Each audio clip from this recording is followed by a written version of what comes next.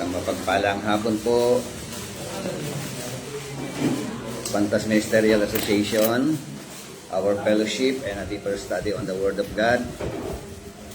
So, our subject is hermeneutics. Ano po? Dako po tayo sa Roman number 4 ng atin pong tinatalakay, the task of interpreter. Kung may blanco man sa isa pang blanco, antiquity yung blanco po, antiquities. Kung meron kayong blanco dyan. Pero, nagpasa na po natin yun. Mahaba-habang ano. Dito na po tayo sa the task of interpreter. Page 76 po yata ng ating pong manual. Ano po? Tama ba?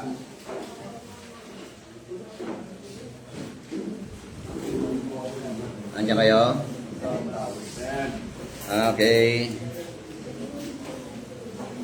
Sabi nga po, no, sa manual po natin, you are an interpreter, but you need an interpreter. All of us are interpreters and need an interpreter. Amen? Tama po ba? Ano po sa palagay nyo ang gustong ipahiwatig ng mga pangungusap na ito?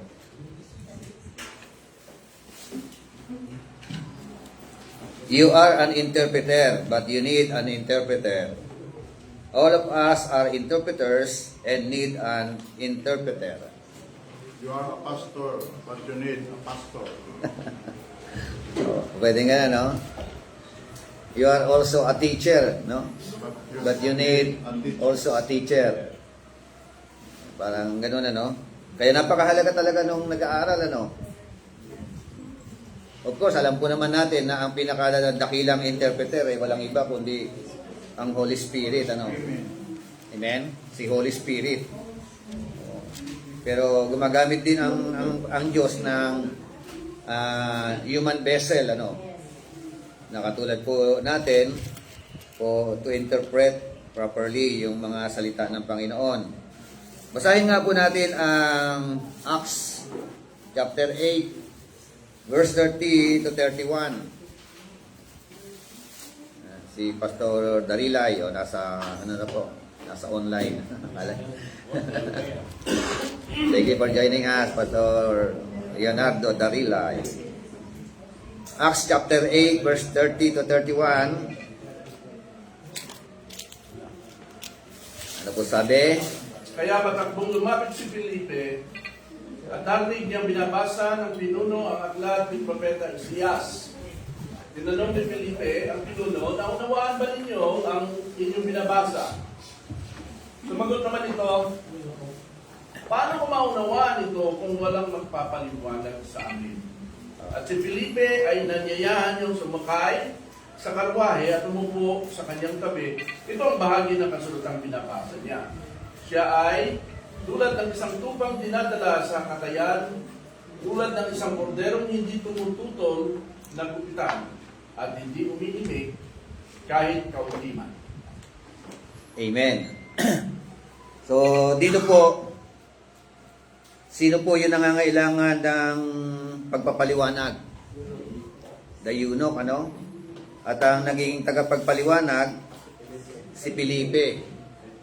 At syempre, alam naman natin na napakahalaga nung tinatawag na learning o yung pagkakaalam sa history, sa salita ng Panginoon. Kaya sabi nga uli ng English version, Philip ran up and heard him reading Isaiah the prophet and said, hinabol niya raw, ano? At narinig niya na nagbabasa. At ang binabasa ay ang aklat ni Propeta Isaias. At nung marinig niya na binabasa ang isang portion, tanong niya doon po sa eunuch, do you understand what you are reading?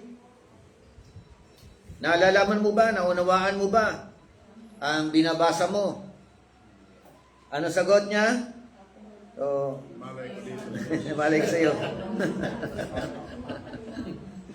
Sabi ng verse 31, and he said, well, how could I unless someone guides me? Paano ko malalaman? Maliban na lang kung merong mag-guide sa akin o magtuturo sa akin. Amen? Kaya napakahalaga po yung mentoring relationship, ano? Napakahalaga yung ikaw ay maging estudyante. Di ba ba? We must be a learner. Ano po? At siyempre, pag learner ka, laan ka matuto. Meron bang estudyante na ayaw matuto? Yung all-knowing. Oo nga, eh. No? Feeling all-knowing. Kasi may estudyante na, ano eh, no? Na gusto niya turuan pa yung, professor. Pwede ba yon? May mga ganon. At ibig sabihin, ayaw magpaturo. Feeling all-knowing na. Oo, yung thinking or mindset na alam ko na yan. Diba? So, yun ang kanya sinabi. And he invited Philip to come up and sit with him. Patunay na talaga gusto niya matuto. Anong ginawa ng eunuch? Eunuch invited Philip to sit with him. Di ba? Halika nga, akit. Akit ka nga, punta ka nga sa tabi ko. At turuan mo ko. Di ba? So yun na po. At ipinaliwanag na po yung passage. Ano ha? Take note ha. Ano ipinapaliwanag? Talata. Di ba? Ang ini-explain, talata. Na hango sa lumang tipan. Oh. Kaya yun ang task natin. Yun ang ating gampanin. Ipaliwanag ang talata. Explain ang talata. Tama po ba? Hindi yung ipaliwanag mo yung kwento ng buhay mo. Di ba? Kwentology yun. Di ba? Yung mga karanasan mo. Kaya malinaw po dito, napakahalaga yung tinatawag na proper interpretation. No? Na yung salita ng Diyos ay nagiging malinaw. Mahirap naman kung ipinaliwanag mo, lalong lumabo. May mga gano'n naman na nagpapaliwanag. So, kaya napakahalaga na nung ipaliwanag mo, naging clear. Isa pang talata, Luke 24:45. Nang magkagayoy, buksan niya ang kanilang mga pag-isip upang mapamungawa nila ang mga kabulukan. 24:45. Taas natin yung basa. Verse 44. Now, he said to them, "These are my words which I spoke to you while I was still with you. That all things are written about me in the law of Moses, and the prophets and Psalms must be fulfilled." So, the subject is all about Jesus Christ from Old Testament. No? In the book of Moses, in the book of the law, no? In the book of the prophets, and of course in the book of Psalms, no? Must be fulfilled. And the fulfillment is none other than through our Lord Jesus Christ. Christ is the fulfillment. Amen? Siya yung subject pala ng lumang tipan. Hindi lamang bagong tipan. Sa lumang tipan pa lang, si Kristo na po ang gustong ipakilala, no? Ng mga author ng Biblia.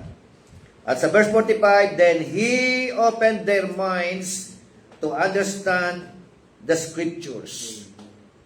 Amen? So, sino nagbukas ng isip nila? Yung Panginoon, di ba? Si Kristo ang siyang nagbukas. Tama ba? Ng kanilang kaisipan. Okay? Tingnan po natin. Letter A. The authority of the Bible. Kailangan po natin i-consider yung autoridad Ibig sabihin yung kapangyarihan, no, na magagawa ng salita ng Diyos. Sabi nga po, pakibasa nga number 1. Anybody? The Bible is authoritative because it is inspired by God. He is the divine author of this book. Its message comes from Him. There is an intrinsic authority in the Bible which no other book has. Okay. Ano ibig sabihin? Ang Biblia ay authoritative, makapangyarihan sapagkat ito ay kinasihan ng Diyos. Oh, kinasihan. At siya ang pinaka-author, may akda ng librong ito. At ang mensahe nito ay nagmumula sa Kanya. Oh, okay. Kaya merong intrinsic, wala na kayo kung ano yun. Intrinsic authority. Ano yun? Hindi mapapasubalian. Ganun, ano? In the Bible, which ang ibang libro ay wala nito. Oo. Yan, hindi mapapasubali ang kapangyarihan. Yes. There is an intrinsic authority in the Bible, no? Which no other book has. Amen. Ganyan ka powerful. Ganyan po ka makapangyarihan yung salita ng ating pong Panginoon Diyos. The Bible itself. Number 2, basa. The Bible has an authority based upon the Lordship of Jesus Christ. When we acknowledge Jesus as our Lord, the Bible's authority over our lives takes on a new dimension. Okay. Anybody, paki-explain.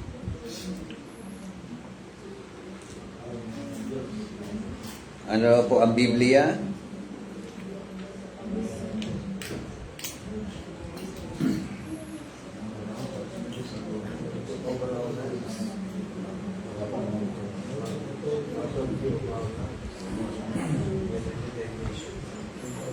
Ang kapangyarihan ng Biblia o ang kapangyarihan ng Biblia ay nakabase sa pagkapakinoon ng ating Panginoon Jesus.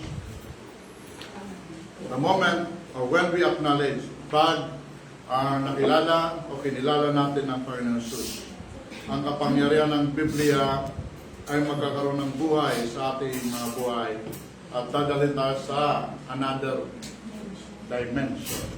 Another dimension, ano? Panibagong yugto.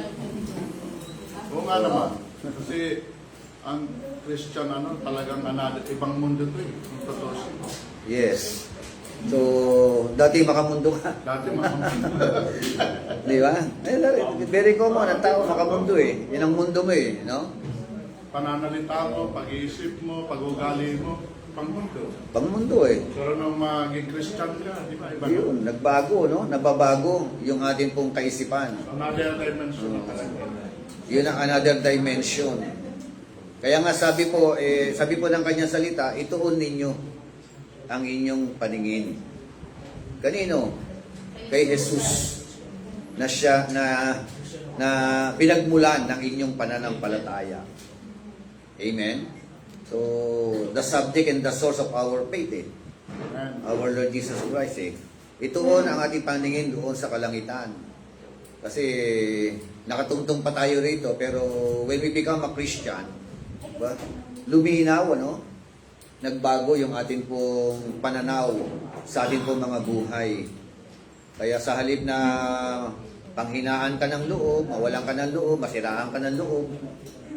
Lalo na ngayon, tama nga, yung prayer nga ni Pastor, Pastor Jan, di ba? About the Philippines, ano? Oo nga. Grabe ang struggle ng mga ng Pilipinas ngayon. Hindi mo pinag-pray Diba? ang big one. Talagang yanig na yanig, ano? Yanig na yanig ang nature. Di ba? Yanig na yanig ang government.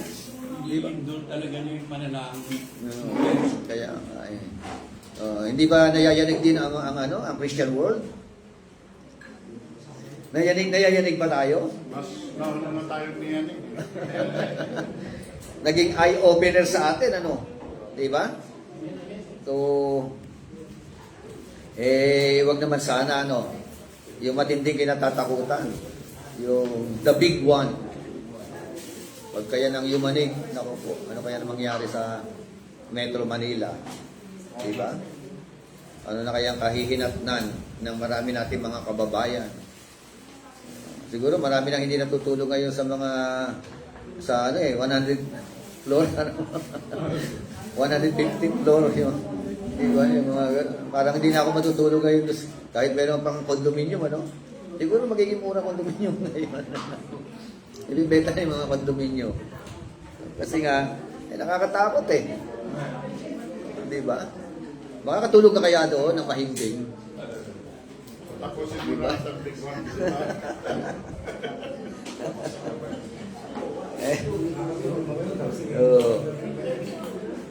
Ayan po eh.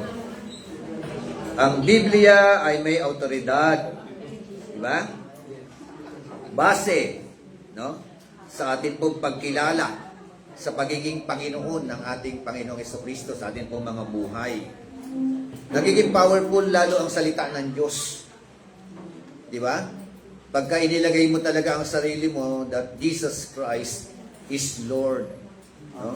J-I-L. No? Jesus is Lord. No?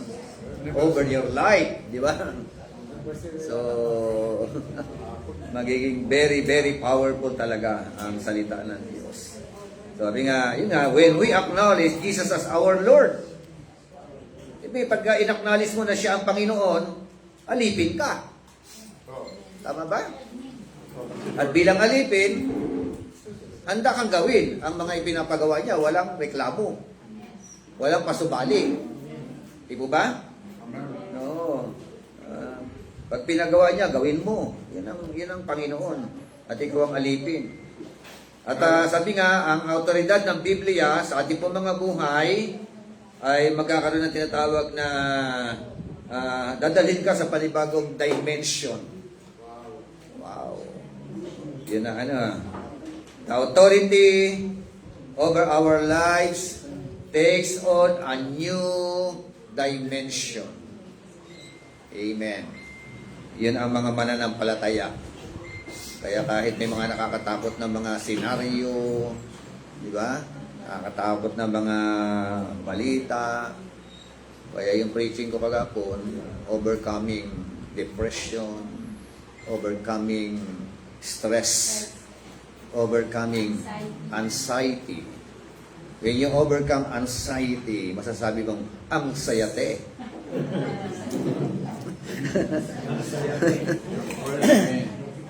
Na-overcome mo di ba? Kaya, ang sayate di ba? So, it is all by the grace of the living God. Sino yung makaka-overcome? When you pray. No? Yun lang sabi ng Philippians 4:6-7. Manalangin. Tapos mararanasan mo raw po yung hindi masukat na kapayapaan. No? Yung ng puso mo at ng isip mo. Yun na yung kasunod doon. Kaganda ng mga sinasabi doon. Pero kapag ka pinairal mo ang stress, di ba? Depression. Oh. Kilala yung si Ricky Hatton? Kilala yung si Ricky Hatton, di ba? Boxer. Yung pinabulagta ni Manny Pacquiao. No? Talagang dapa yun, ano? Napuruhan eh. Ricky Hatton, yung boksingero na magaling siya. From that moment, nung matalo siya kay Pacquiao, na-depress na siya. Parang nawala ng saysay ang kanyang buhay. Di ba? Oh, di ba? Tanagin Lundo, he hung himself. Biro mo, no? So, taga-Brazil ba yun, Richard? Ha? Si Hatton. Brazil, no? Yan eh. European yan eh. Itong baba. Taga-Brazil yan tayo. So, hindi niya matanggap. So, yun ang ano, ang tawag doon, depression. Yung nagkaroon ka ng matinding karanasan na naging traumatic ka, hindi mo matanggap ang katotohanan. To the point na nasiraan ka na ng loob. At nasiraan ka na ng bait. So, pero kapag ka nasa Panginoon ka, Wala ni Pacquiao. ayon doon sa source, si Mike Tyson, muntik na rin eh. Depressed din si Mike Tyson. Hindi Christian. Kasi Manny Pacquiao, nakatulog, gumising agad, bumangon. Nakatulog.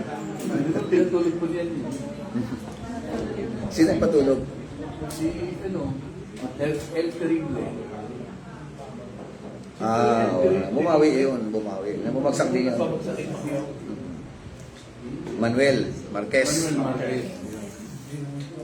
Christian yun, kaya walang yan. pangyayari na depression. Yun nga eh. Number 3. Because the Bible is authoritative, we need to arrive at a clear understanding of what our task as interpreters of the Bible is and how we should go about it. We should not be contacted with poor understanding of its message and with shoddy interpretation. Okay, so ano ibig sabihin yan? Yung pangatlo, Ang Biblia daw ay authority. authoritative. Power. Kinakailangan tayo ay dumating sa isang malinaw na pagkaunawa Yun, no? paano natin i-interpret ang Biblia at kung paano ito dapat na we should go about it. Dapat po ay maging contacted tayo, maingat sa full understanding of its message. Lalo na kung dito at hindi malinaw, shoddy na pagpapaliwanag. Amen. So, very authoritative. Sabi nga, very authoritative talaga ang Word of God. Diba? Sabi ng Hebreo, chapter 4, verse 12. Ano sabi roon? Ang salita raw ng Diyos ay mabisa at matalas. buhay, no? Mabisa, matalas, higit pa sa alinmang tabak. No? It's like hindi lang sa matalim na tabak di ba? Na tumatago sa kasukasuan hanggang sa utak sa buto. Isa matalas may salimang tabak na sa magkabilay may tanim. Ito'y tumatagos maging sa kaluturan ng kaluluwa at espiritu, ng makasukasuan at buto, at nakakaalam ng mga iniisip at binabalak ng tao. Wala mga kapagtao sa Diyos, ang lahat ay nahayag at lantad sa kanyang paningin at sa kanya tayo tinatago.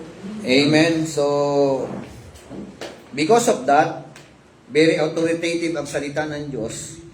Tayo naman po mga interpreter, preacher, teacher, ano yung task natin? Ano ang ating pong gampanin? Dapat daw po, humantong po tayo sa tinatawag na pagkakaroon ng malinaw na pagkaunawa. Amen? Malinaw na pagkakaunawa. Bilang mga tagapangaral ng salita ng Diyos, yun ang atin pong task or trabaho. Diba? Upang sa ganun, kapag malinaw sa atin, diba? Pag ipinangaral natin, malinaw natin na ipapangaral. Very powerful. Diba? Very powerful. Ang problema lang po sa mga mangangaral. No? Walang problema sa Word of God Very powerful yan Magkakaroon na ng problema doon po sa mga preacher. Pag malabo sa iyo, malabo mo rin siya ipapahayag. Pag unclear sa iyo, pag hindi tama ang interpretasyon mo, naku, maaapektuhan pati pangangaral po natin. Kaya kailangan talaga very challenging no? Lalo sa ating mga tagapangaral. 'Di ba? Balikan natin ang hermeneutics natin, binanggit natin ang James chapter 3 verse 1. Ano sabi roon? Huwag ninyong asamin na kayo'y maging mga tagapagturo o guro. Bakit? Kasi stricto ang hatol. No? Strict ang hatol. Kanino? Sa mga tagapagturo. Biro mo, pakikinggan ka ng 100 miyembro mo. Diba? Halimbawa, na nakikinig sa iyo. Magturo ka ng mali, nasagap nila mali. Eh pag isinabi nila yan, mali din. Kasi mali nga ang iyong pagkakaunawa. At mananagot ka. Pananagutan mo. Siguro mali. O, di ba? O, may mga Bible school na mga ganyan din eh. Katulad yung, di ba, yung sayon, di ba? Kung ano-ano mga interpretation nila. O, mananagot sila doon. Ay, yung mga pastor naman, eh, pagkit libre, may allowance pa yata. Kahit makulto na, mamali na. Eh kasi pag ikaw alam mo ang Bible, makinig ka doon, nakikipagdebate ka lang. Didebatehin mo siya. Yung guro nila. Dati naman kung silang pumasok nun. Kasi gusto nila yung allowance. Yes, yun na. Kasi hoda na makompromise na yung kanilang yung kanilang pinanghahawakan pananampalataya. So, kaya talagang direct binanggit ko yun kasi alam ko maraming mga naguguyo na mga pastor. Mga pastor na mga mabababaw. Di ba? Parang may tama sila. Kasi parang may tama. Kasi may tama sila. Di ba? Parang may tama. Talagang may tama. Di ba? May tama yung tagapagturo. Oo. Okay. So, we should not be contacted with poor understanding of His message. No? Dapat po, no, yung tinatawag na poor understanding. Kaya nga tayo nag-aaral para maging clear ang understanding natin. Di ba? So, yan ang hamon sa atin. Upang sa ganon, pagka-clear ang understanding natin, pati yung mensahe ng salita ng Diyos, ang ating interpretasyon, ano yung shoddy o shoddy? Tagalog na yan? Malabo? Diba? No. Malabo. Tapos mong mangaral, tapos may lumapit sa iyo, Pastor, tagal-tagal ko na pinakikinggan yung salita ng, yung talata na yan. Nung ipinangaral mo, lalo lumabo. Malabo na nga sa akin, lalo lumabo. Di ba? Di ba nakakatuwa ba yun? That is our task. Amen? Pag malinaw sa atin, malinaw nating maipapahayag. Letter B.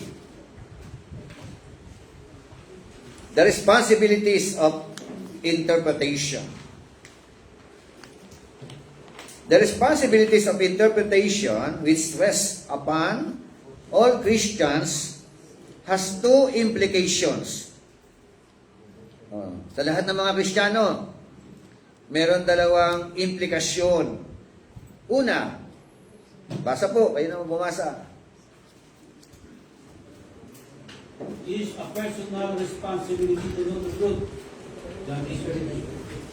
This places a heavy responsibility upon the soldiers' shoulders, heads, hearts, and minds of those who have been called to the task of interpretation.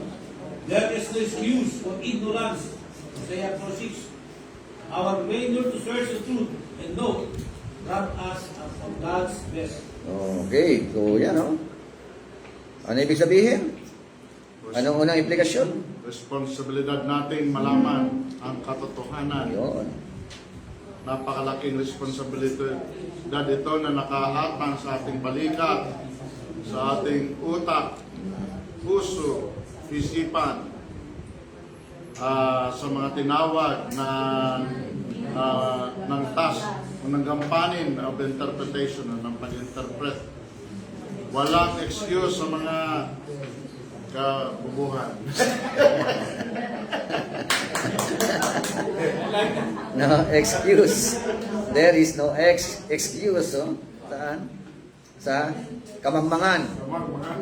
Di ba? Kamangmangan. Sabi nga Hindi, Bishop. May tanong ako. Ang tanong ko lang ay ganito. Tayo na matatagal ng pastor. Ano? Yun. Pag meron tayong nababalitaan na dati, kamang gagawa ating mga pastor.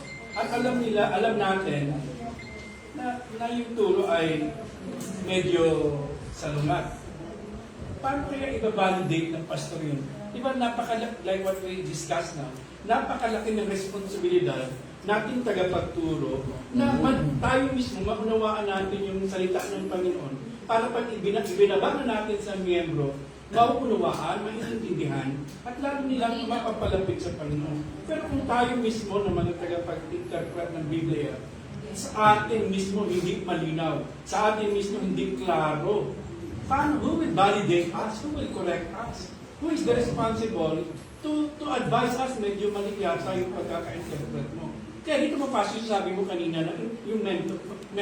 Mentoring. Kinakailangan ikaw kahit na regardless of your achievement, regardless of your position, dapat meron ka pa rin talagang taong sinasangguna. Willing ka magpakorek. So, willing ka kasi hindi pwede talaga alam na natin yung lahat.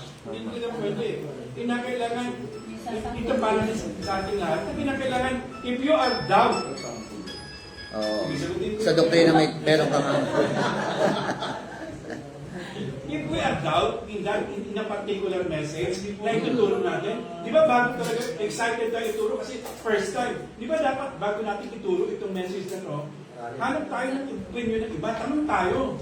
Pag nakita natin, okay ito, mas mabigat pala ito, tsaka natin ituro kasi napakalaki ng responsibilidad mo. Once na ibinaba yung mensahe na kuha mo, yung mensahe tinanggap mo, kagalakan doon bilang pastor, di ba?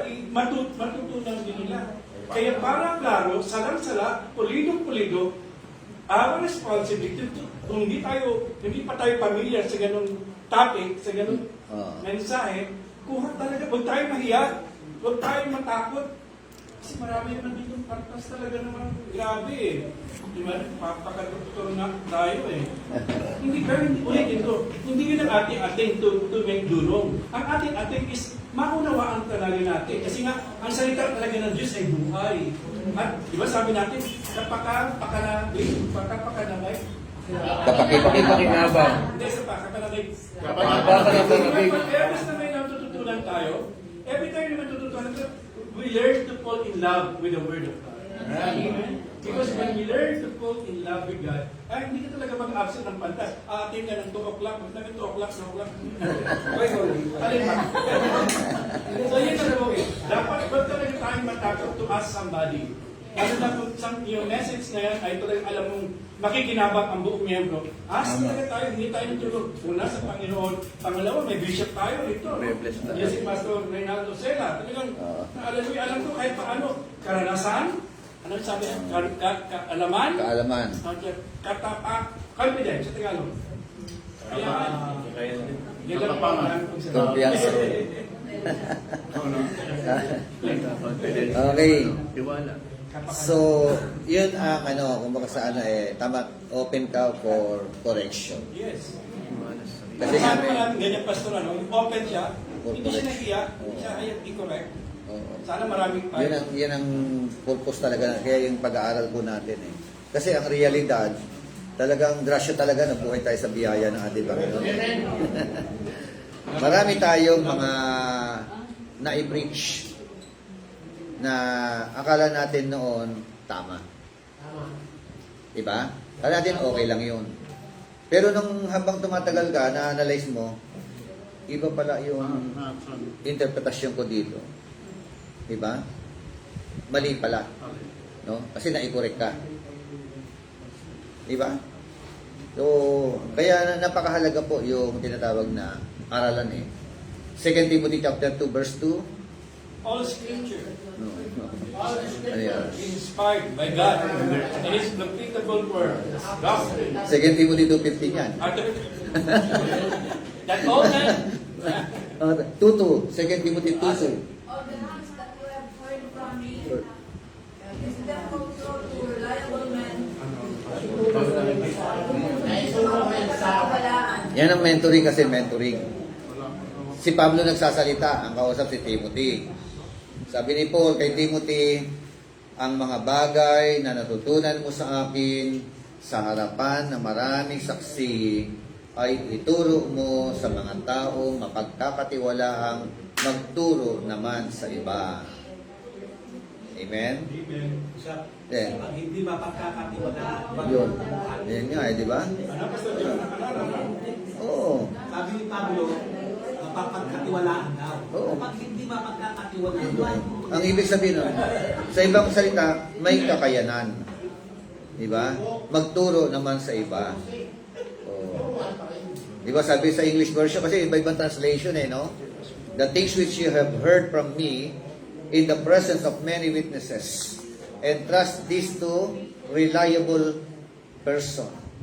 Sa ibang salin, entrust this to faithful men who can teach others also. Amen? Kaya nga, ikaw na interpreter, you need another interpreter. oh, Diba? Pinag muna natin, di ba? Oo nga, yun. Oo. The bottom line ng talagang interpreter, of course, si Holy Spirit. No? We need the guidance of the Holy Spirit. Amen? So, dami, no? Ang dami na nabagong dati. Gamit na gamit natin yung 18:20 ng Matthew. Pagdating sa fellowship, nakukunti lang ang dumalo. Di ba? Na nagpe-pray kami kasama hinanakit.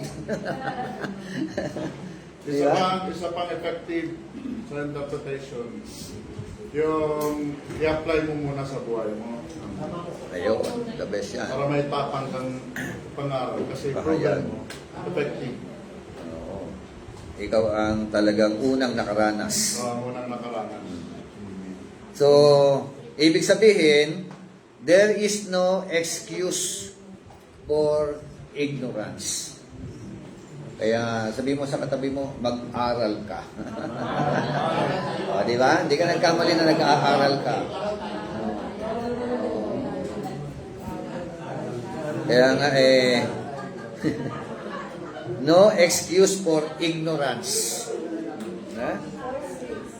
Dala-dala mo, gininto ang butil no? Gininto ang salita ng Panginoon Ang ganda ng kasunod doon. Our okay. failure to search the truth and know it robs us of God's best. Oh, robs us, ano? Parang nananakawan, Nanakawan tayo ng the best na Lord. Nananakawan mo, pati yung mga miyembro. Pati, Di ba? Na yung best sa kanila, mali ang turo mo. Di, mali ang interpretasyon nila. Mali din ang buhay nila. Kaya nga, ganyan ka agad. tapos nagtataka pa yung pastor, mali yung buhay nila. Ayun pala. Puro pala mali. Turo ang mali. Di ba? Meron kasi sila yung Pangalawang implikasyon. Basa.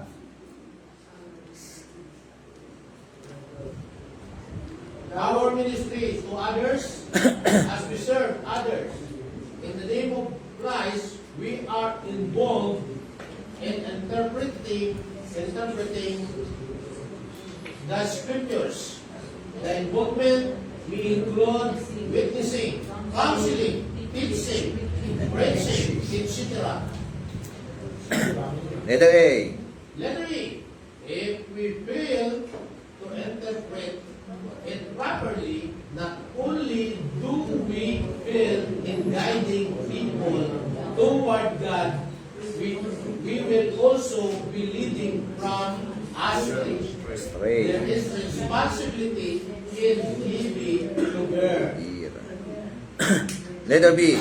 Letter B, the very nature of a commitment to Christ involves interpreting His revelation to others. The scribes and Pharisees were the most active interpreters of God's word in Jesus' day, but failed to carry out their responsibility not by avoiding the task, but by doing it wrongly.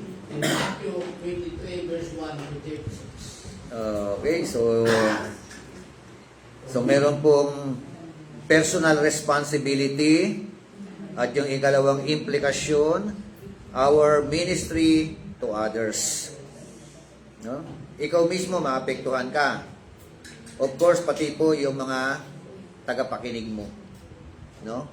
We have our ministry to other people. Sabi nga uli diyan, sa Tagalog, habang tayo po ay naglilingkod sa pangalan ng ating Panginoong Hesukristo, tayo raw po ay involved sa aling larangan po ng pag-i-interpret properly ng mga salita ng Diyos. Tama? This involvement, yung daw pong atin pong kinapapalooban na ito, of course, kasama ang witnessing, anong sa ibang termino, witnessing?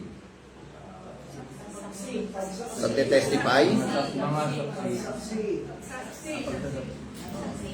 Di ba sabi ng Acts 1:8? But you shall receive power when the Holy Spirit has come upon you, and you shall be my witnesses.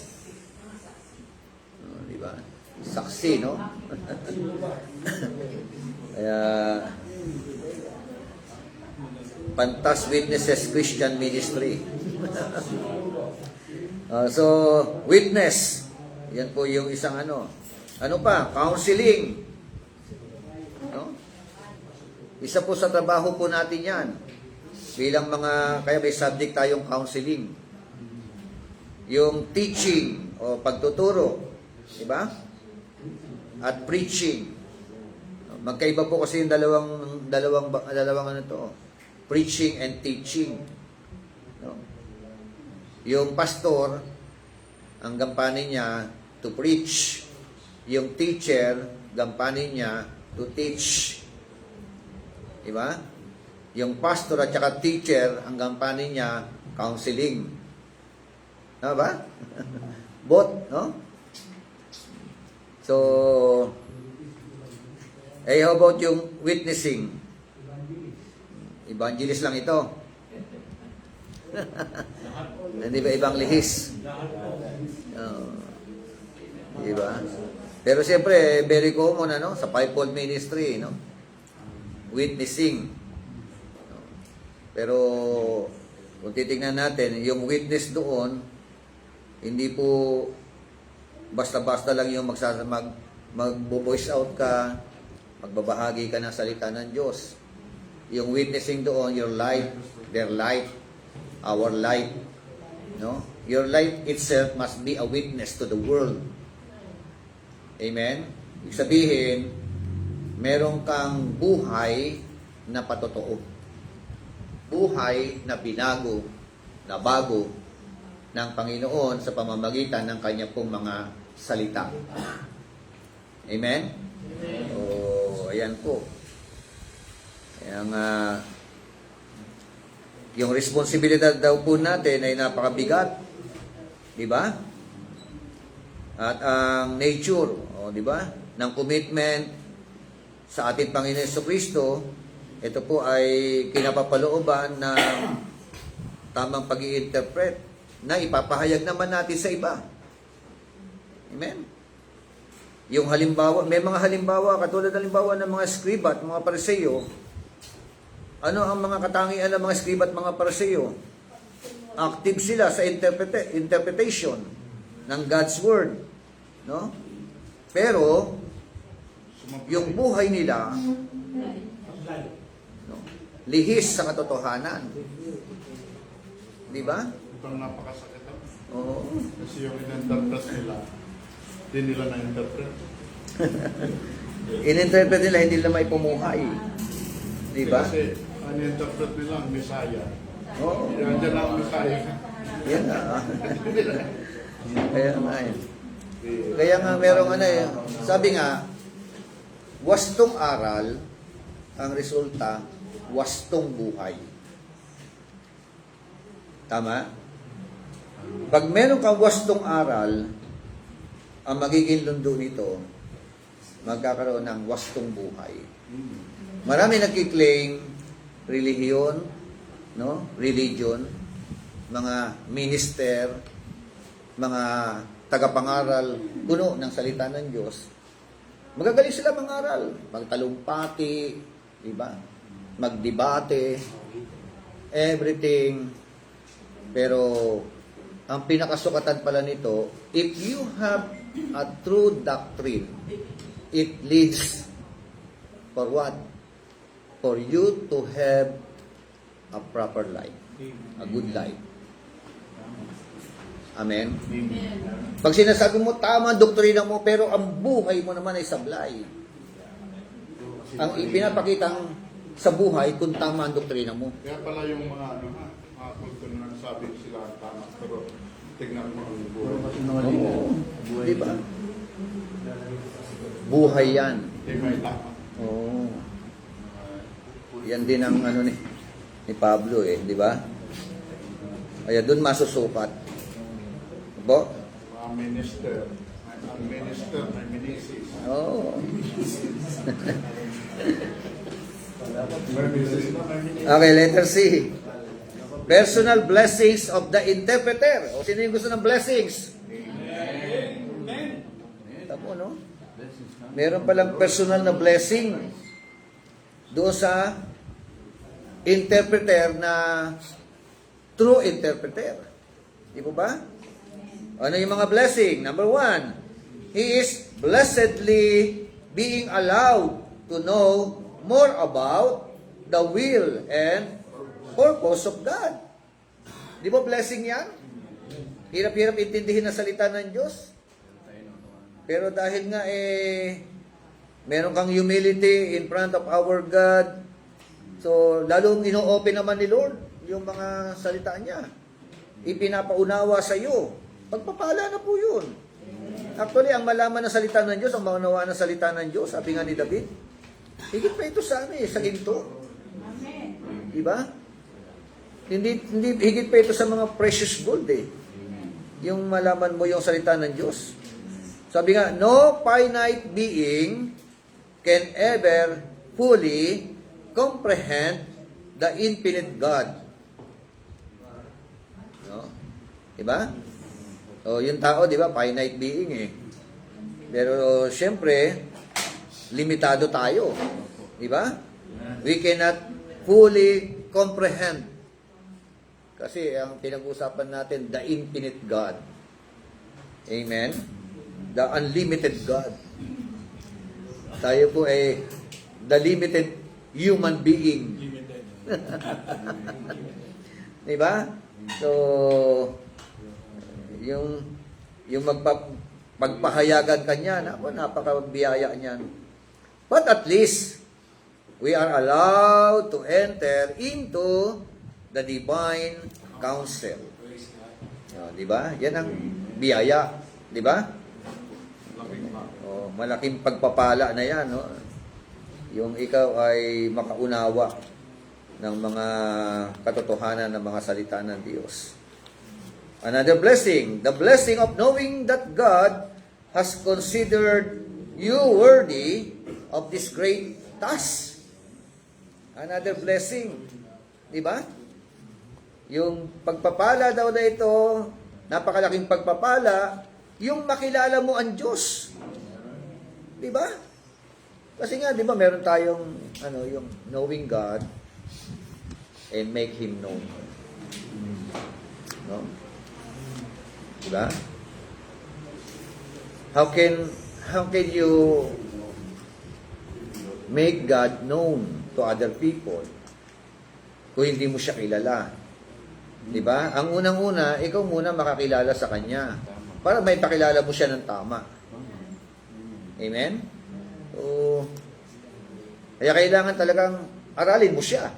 Masakit niya, pinapakilala sarili niya, hindi nila kilala. Hindi niya. Hindi nila kilala sarili nila.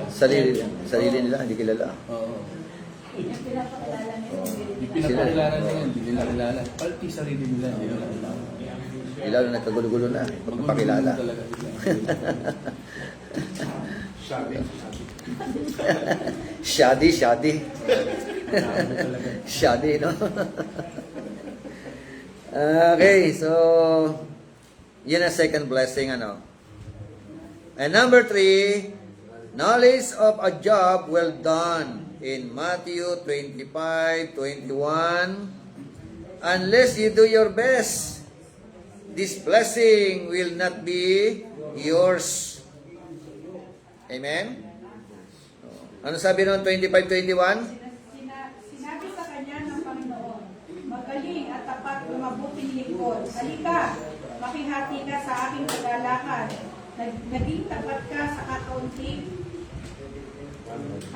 halaga, kaya pagagawin kitang tagapagpamahala ng malaking halaga. Amen. Kasi sa Tagalog, dalawa yung kahulugan ng magaling eh. Di ba? Meron bang isang, di ba yung isang salitang magaling? Nagagamit niyo ba yan sa anak ninyo na nagpapasaway? Di ba? Tinamaan ka ng magaling. Di ba? Sa ano kasi sa English version, good and faithful. Di ba? Eh kung halimbawa sa Tagalog ko pwede ba yun? Magaling at masamang alipin. Hindi ka naging tapat sa maliit na bagay. Kukunin ko. Hindi ka na binanggit sa Tagalog. Kaya sa English version kasi, good and faithful servant. No? Magaling at tapat na alipin.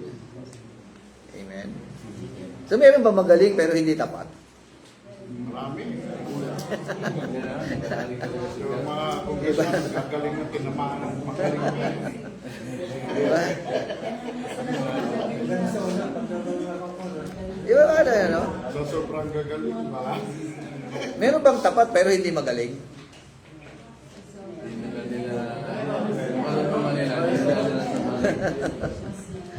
Kaya mahirap makahanap ng ganyang klaseng alipin, ano? Magaling na, tapat pa. Pero pag tapat, siguro, magaling na yun. Kasi depende naman yan sa pagtingin natin ng galing. Oo nga, sabi ko Kasi nga kung eh. halimbawa, isa lang ang pinagkatiwala sa kanya, pero napakatapat niya doon. Eh minsan ang tingin natin dapat sa 5 Oo. para maging magaling. Yun nga eh. Pinagka naging tapat sa isa, o di magaling siya doon. Magaling pa rin yun eh, kung naging tapat lang siya. Diba? Oo. Hindi paramihan ng talento. Oo. Diba? Hindi ito palakihan ng ministry. Diba? Basta, sabi nga eh, naging tapat ka sa maliit na bagay, palalakihin ang ministry mo. Lahat nagsisimula sa maliit eh, di ba? Nadodouble eh. Yung 5 nadoble kasi nga, good and faithful. Mas, Diba? mas nakakatakot nga ang malaki. Oo, marami ka pananagutan. Siya naman yung iisip.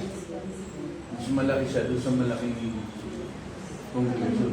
Oh, kaya lang ikaw ang pinagkatiwala.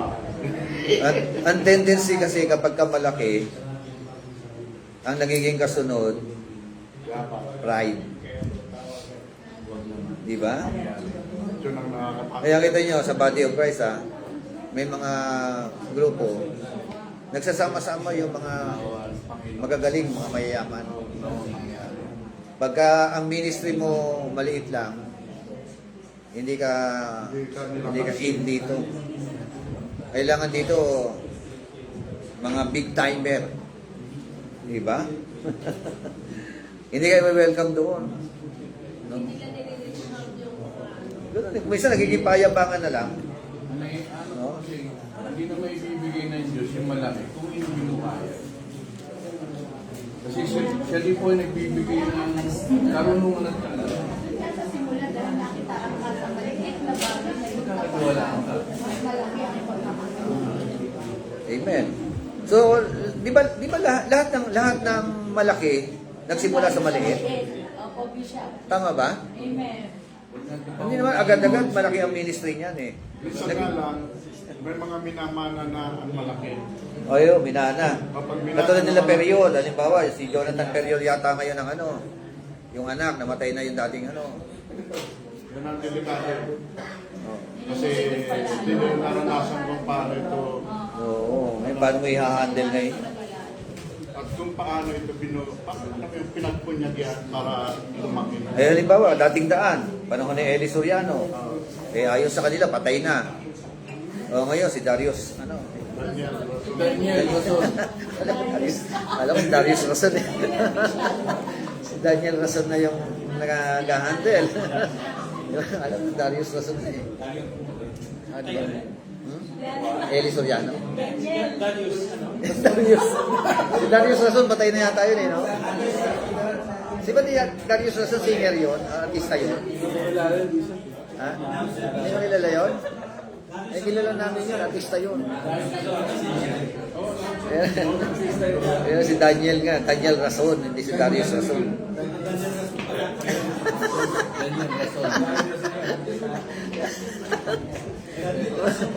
Oh, Daniel.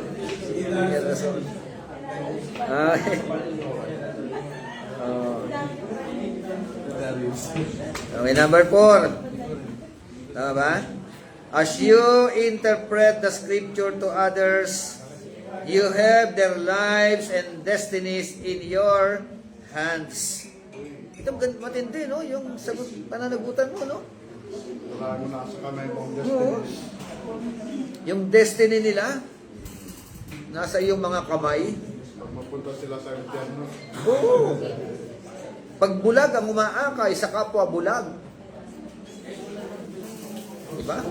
Pare-pareho sila mga huhulog sa hukay. May daan na tila matuwid, no? Sa paningin ng mga tao, pero ang dulo pala nito ay dulo ng kapahamakan. May sinabi si Jesus Christ na mga akay sa ulan, kapwa mahuhulog sa So, kita nyo yung sagutin natin bilang mga tagapangaral. Kaluluwa ito eh. Very precious ito sa paningin ng Diyos. Diba? Ito yung matinding trabaho na mabigat na trabaho. It is a matter of soul. It is a matter of life and death. And it is a matter of hell and heaven. Amen? Kaya matindi yung sagutin, no? Sagutin natin ng mga pastor. No? They give their entire attention to you. Amen? Di ba pag nagtipis tayo, no? Nakanganga sila sa atin eh. Di ba? Pinapakinggan talaga yung ating mga sinasabi. Okay? Okay, so number 5, personal growth. Oh. Yun ang another blessing. No? Personal blessings of the interpreter, kasama yung personal growth. Maglago. Diba? And Roman number 5, tools for interpreting the Bible. Tools. Mga kagamitan. Di ba pag maghuhukay ka, ano kailangan mo? Kailangan mo ng tools. Kailangan mo ng pala, piko, bareta.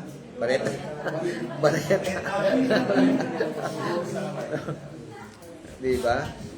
So, may mga gamit yan na pang mababaw lang, ano, at merong mga, may pang heavy, at meron talagang, ano.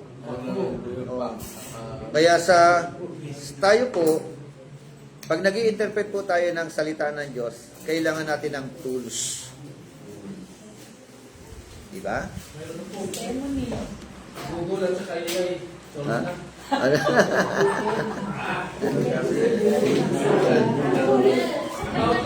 Okay na yun. Ano? Diba? Ang hirap. Ano, kakamayin mo lang? Diba?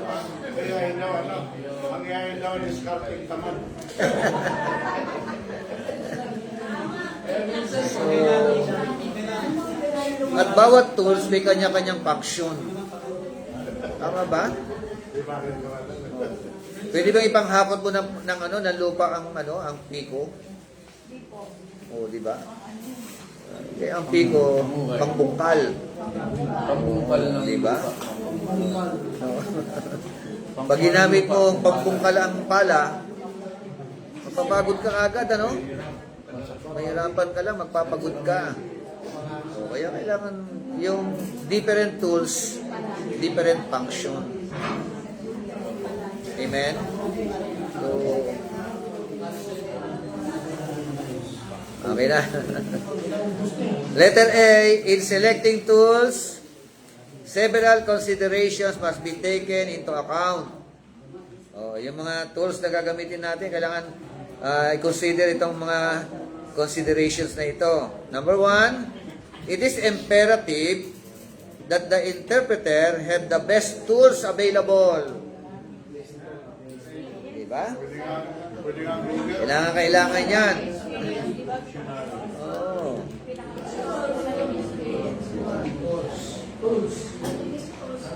Tools available. Palagay niyo, ano mga tools? Ha? Different version of Bible. Different translations of the Bible. Ano pa? Bible Dictionary. Ano pa? Ano pa? Historical. Encyclopedia, Atlas. Di ba? Ano common tool na ginagamit nyo ngayon? Ano common tool? Google daw, Google. Parang ang common tool na ginagamit din, AI. Tama ba? Sa AI, pwede ka naman preach. Ano mo lang nga, preaching. Na? Oh, wag tayo masyado sumandal doon. Discounted No? ka mag Oo. Yun talagang hindi mo na makikita sa Bible, yun na yung ano mo. Katulad, ako, nag-research ako about depression. Nagtanong ako kay AI, sino yung mga namatay sa depression? Sasagutin niya. Di ba? Oo. Ang mga prominent person na mga nagpakamatay because of depression. O di, nakakatulong din, ano? Pero huwag kang aasa lahat sa kanya. Tama ba?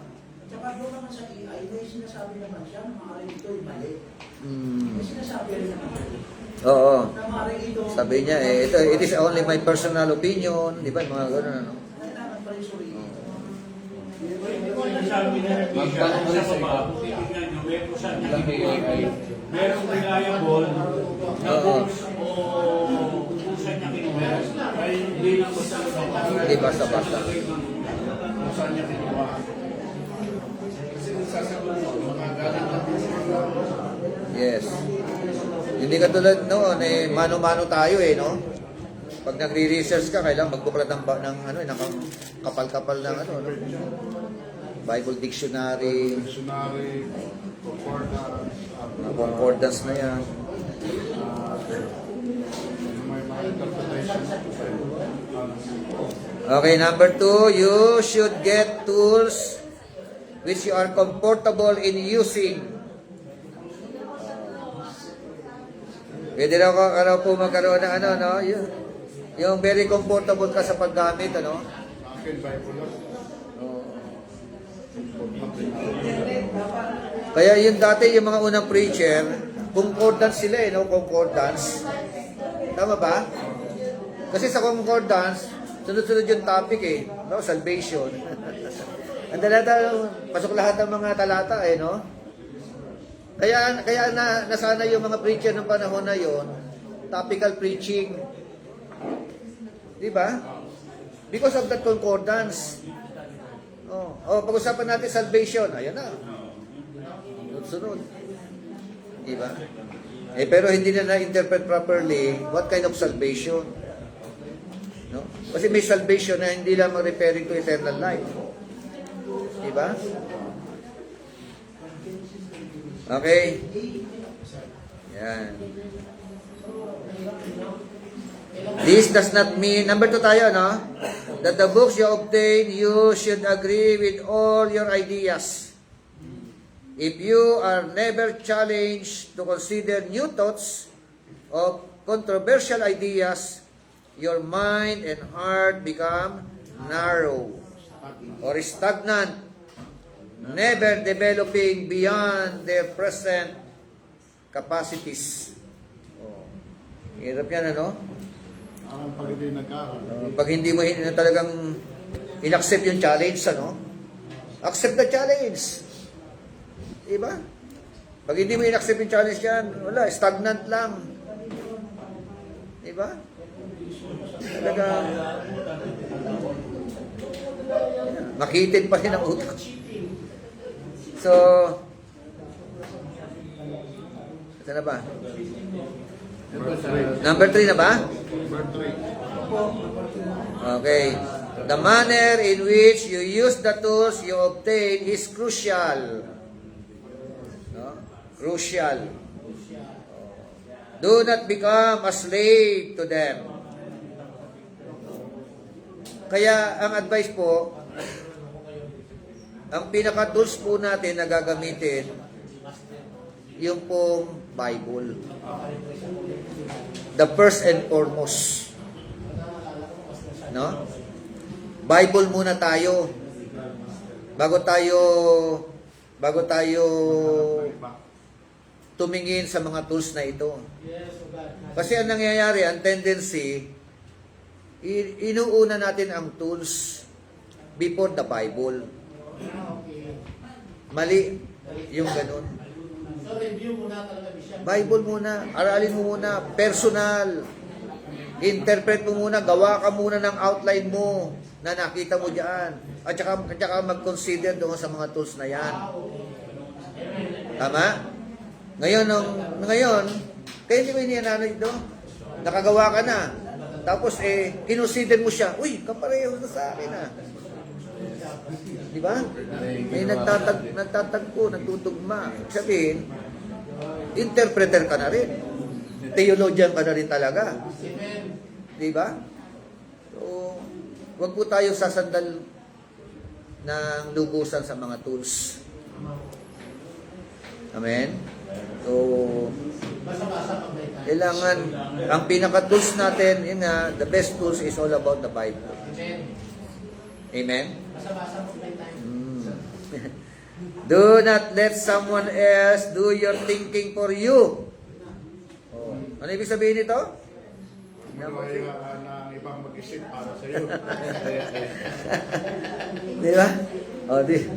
Kaya nga ibig sabihin pagka sumandal ka sa mga tools, pagka sumandal ka kay AI, siya rin nag-iisip para sa iyo.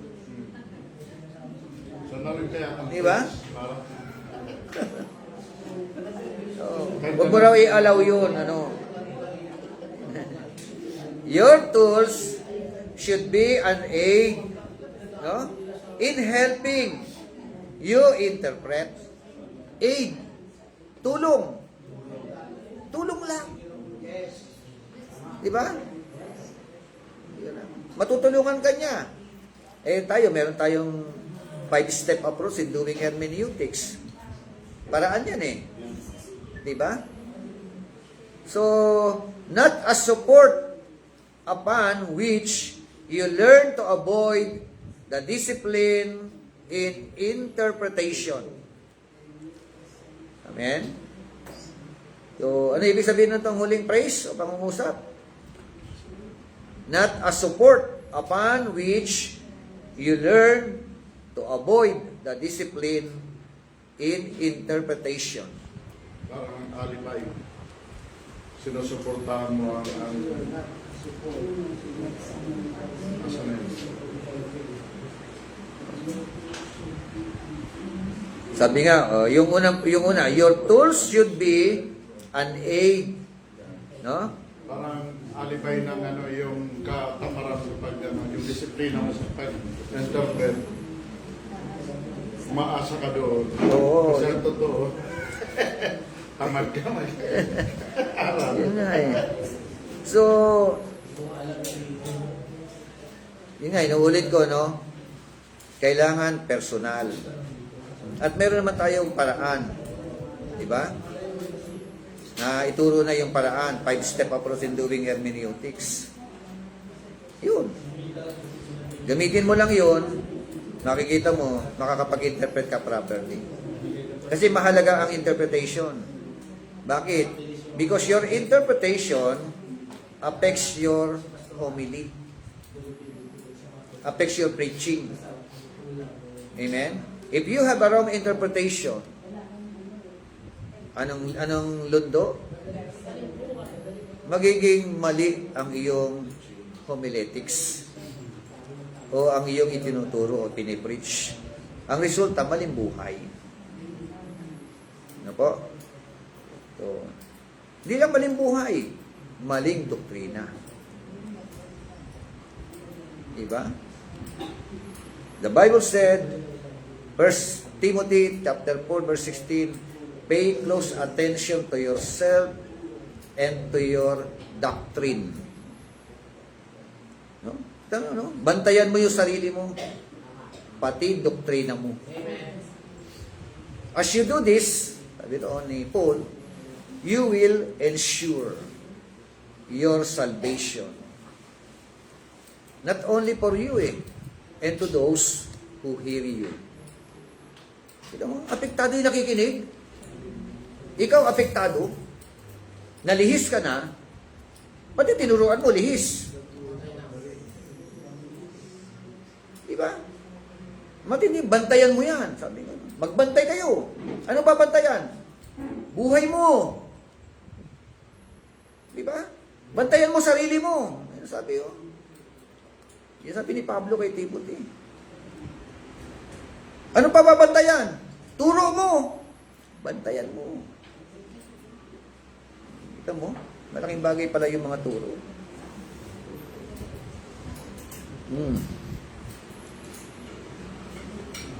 Ang iba, binabantayan ang buhay ng iba.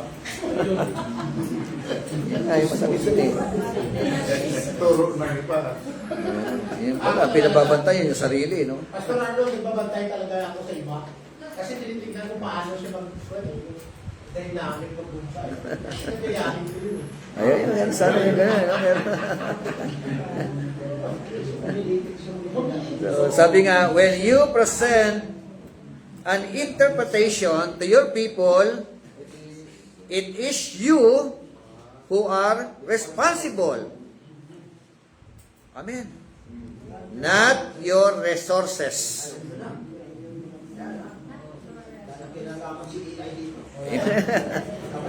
Ikaw na. Hindi mo pwede sisihin si Ahija. Kaya, no? Kaya lang ingat kayo, baka makuha yung anointing. Ikaw yung responsable, no? Doon sa mga tao. Hindi yung tools mo. Amen. Amen? Kaya kailangan marunong ka sumala ng mga tools na gagamitin mo. No. Pwede ka sumangguni kay AI, pero wag lahat. Ma? I-analyze mo rin yung Kailangan mo matuto ka sumala diyan. sa akin, ano mo may ginawa, may tama ko. So, when you present an interpretation to your people, it is you who are responsible, not your resources. Do not use anyone else's interpretation unless you are willing to answer to God for it. Alam mo ha? Marami na po tayong narinig na mga turo. Simula nang ma-born again tayo. Na maging Kristiyano tayo. Di ba? Tama yan, makinig ka. Pero, responsable mo ang mag-aral. Pag-aralan yung kanilang mga turo. Amen? Habang inaaral mo siya, marunong ka mag-interpret, malalaman mo mali pala yung itinuro niya. At dahil nalaman mo mali, huwag mo nang ituloy. Amen? Kung ano yung tama, dun ka. Kaya nga, sa subject na hermeneutics, pagpalaad mo sa hermeneutics, tanggalin mo ang laman ng utak mo.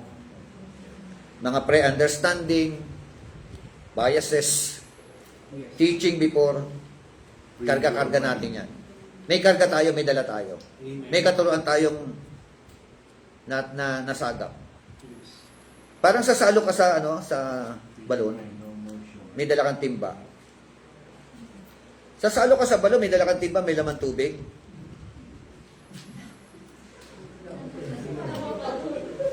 May pakinabang ka ba doon? Para makinabang ka sa tubig galing sa balon, empty ang timba. Amen? Ganun yun eh. Empty. Humble ourselves. Tapos habang pumapalaot na tayo, habang nag-aaral tayo, may mga dati tayong dala na napasadahan natin, tama pala. Tuloy mo yun. Meron namang mga mali, tanggalin mo. Bahala kayo kung gusto yung tanggalin. Di ba? Bahala ka na doon. Pero para sa akin, dahil alam mong mali, halimbawa, napasadahan natin ang 18:20 ng Matthew. If 2 or 3 gather together in my name, you are in our midst. Mga bishop pa yung nagkukot na nagkukot niyan. Diba?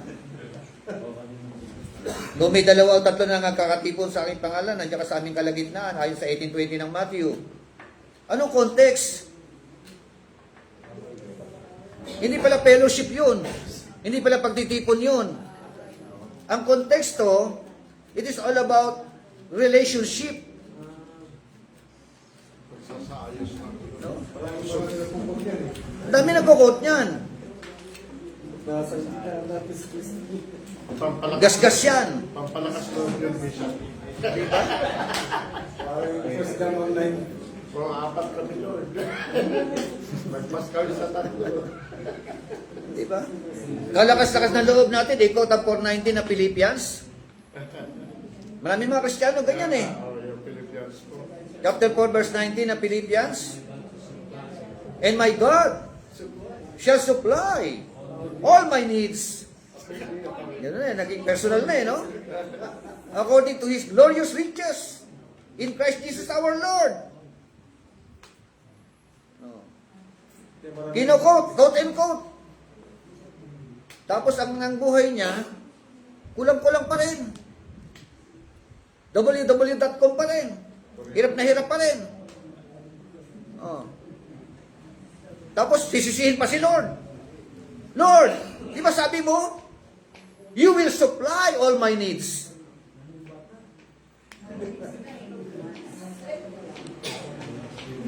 Anong context?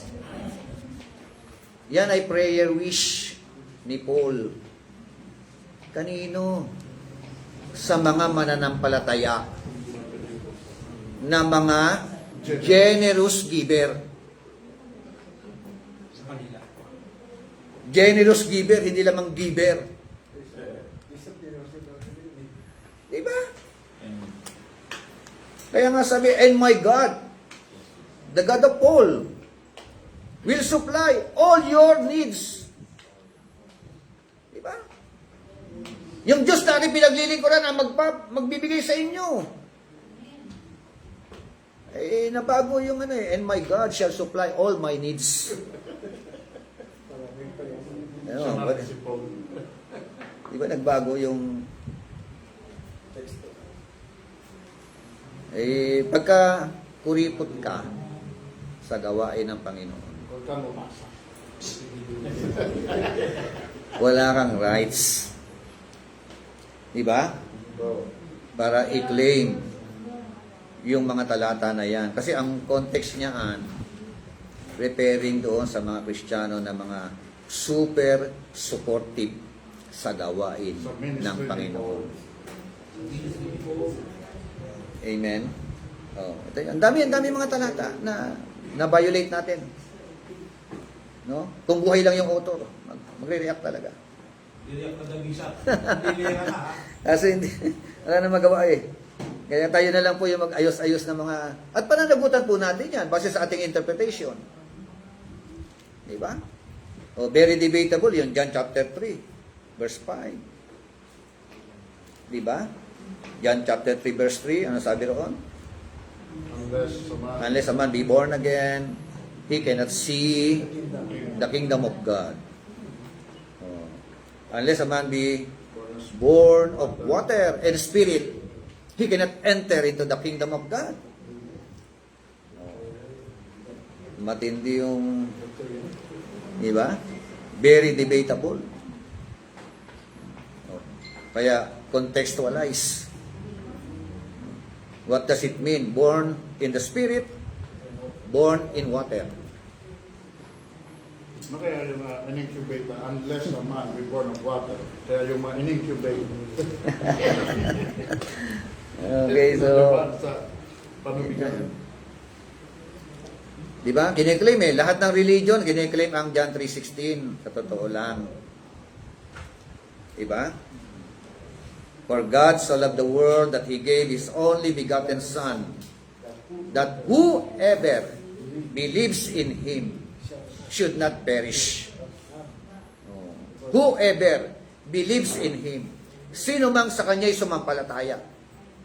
Ayun na, yun. Kaya Roman Catholic, sumasampalataya yan. Tama ba? Aglipay, sumasampalataya yan. Kahit ang mga INC, sumasampalataya yan. Kaya demonyo nga, sumasampalataya.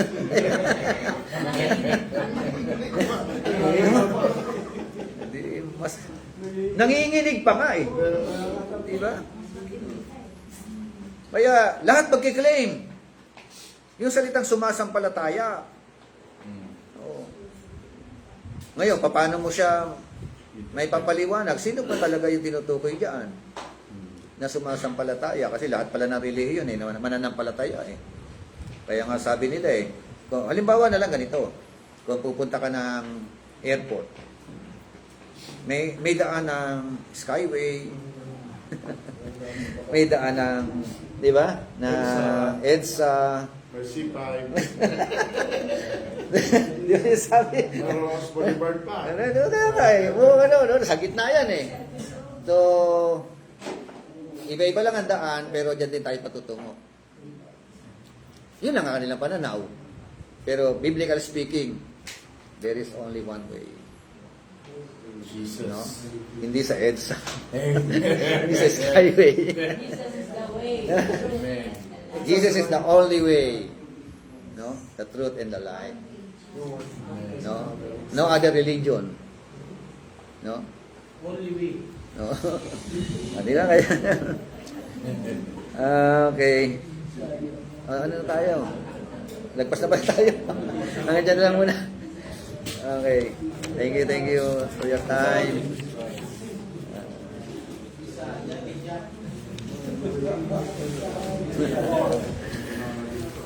Okay. So, announcement, Pastor Arnold, yung ating convergence.